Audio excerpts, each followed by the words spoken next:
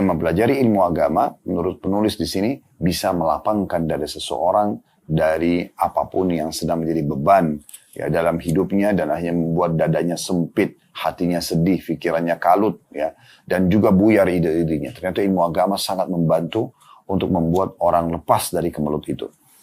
Penulis mengatakan ilmu itu meluaskan dan melapangkan dada. Sedangkan kejahilan menyebabkan kesempitan, keterbatasan, dan tertahan.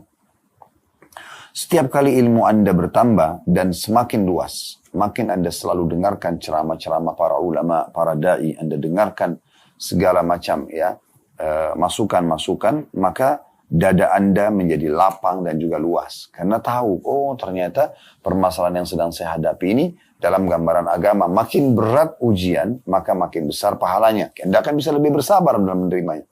Ya, kalau ada nikmat, Anda dengarkan, oh ternyata dengan bersyukur, ya kita akan ditambahkan nikmat tersebut, Anda tidak akan lalai ya, dan tenggelam dalam kelalaian untuk tidak bersyukur kepada Allah. Misal, maka ilmu agama ini akan sangat membantu Anda, ya, membuat Anda makin lapang dada. Ya, Anda tidak lost control di saat memang ada nikmat sehingga Anda selalu bersyukur. Anda juga ya bisa menerima kondisi dan ujian yang sedang ada, karena agama datang menggambarkan akan ada pahala yang besar bagi orang yang bersabar. Kemudian dinukil perkataan Ibnu Qayyim rahimahullah, beliau mengatakan ilmu melapangkan dada dan meluaskannya hingga lebih luas daripada dunia ini. Ya, walaupun dunia ini luas ya, tapi kalau dada seseorang itu dipenuhi dengan ilmu agama akan lebih luas daripada dunia ini. Sedangkan kejahilan menyebabkan kesempitan, keterbatasan, dan juga tertahan. Ya. Di sini mungkin dimaksudkan dengan tertahan adalah tertahan dari ide-ide yang positif ya, yang dibolehkan dalam agama. Setiap kali, masih lanjutkan perkataan Ibnu Qayyim rahimahullah, setiap kali ilmu hamba bertambah luas, maka dadanya menjadi lapang juga dan luas. Namun, ini tidak berlaku untuk semua ilmu. Tetapi ilmu yang diwariskan dari Rasulullah SAW, yaitu ilmu yang bermanfaat, ilmu agama. Orang yang memiliki ilmu tersebut adalah orang yang paling luas dadanya, paling luas hatinya, paling baik akhlaknya, dan paling baik kehidupannya. Jadi di sini, ini adalah perkataan Ibnu Qayyim yang sekaligus menutup apa yang disampaikan oleh penulis. Nanti akan kita jelaskan lebih jauh tentunya dalam syarah atau penjelasan tambahan kita.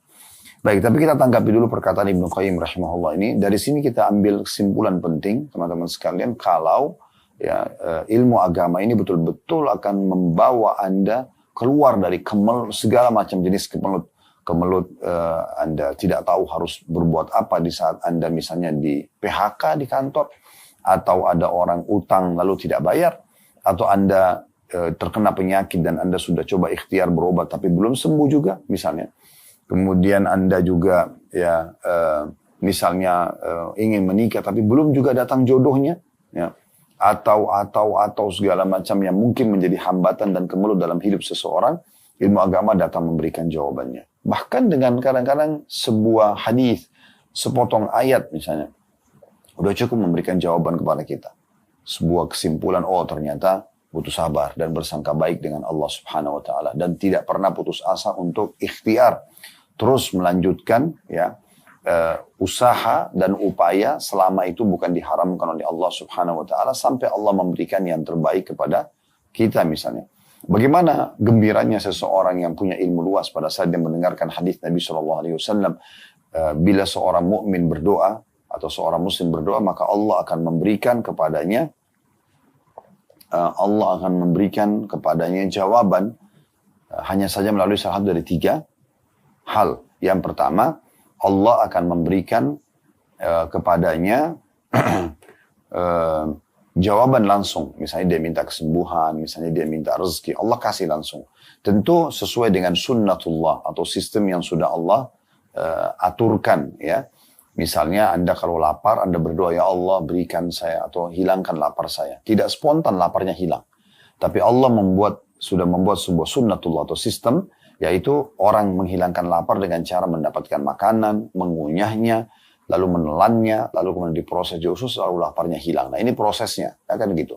Anda capek, maka Anda mohon supaya Allah hilangkan capek Anda atau penyakit Anda misalnya. Allah buat Anda istirahat, ya, mendapatkan dokter yang pas, ya, konsultasinya, resepnya cocok, lalu melalui dosisnya yang beberapa hari bisa diberikan atau beberapa waktu baru kemudian Anda sembuh. Nah, ini yang dimaksud. Jadi Allah berikan langsung apa yang dia minta.